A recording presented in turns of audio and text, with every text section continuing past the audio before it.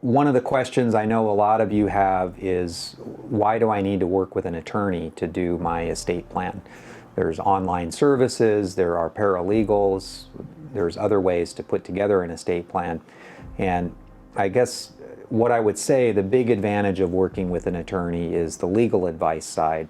So part of my process in working with clients is to explain a lot of the different tax concepts, real estate concepts, debts, how debts work when someone dies, how assets are collected when someone passes away.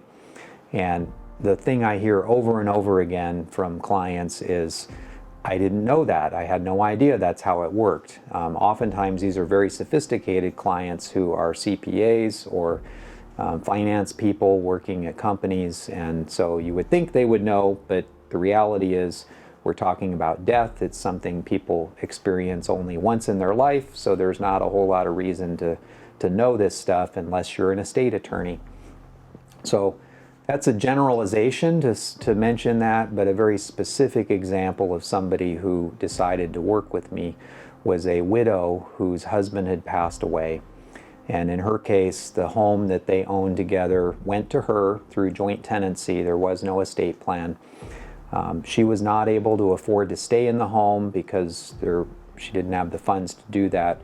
So she sold the home, got a very good profit from the home sale, and she took some of those proceeds to invest for retirement, and the rest she purchased a mobile home.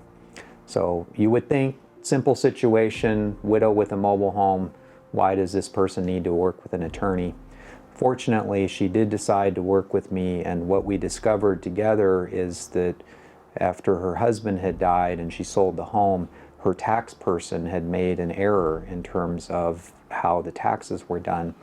And so fortunately, the deadline had not expired to do amended return for her, and the end result is that she was able to get a $65,000 refund on her federal and California taxes.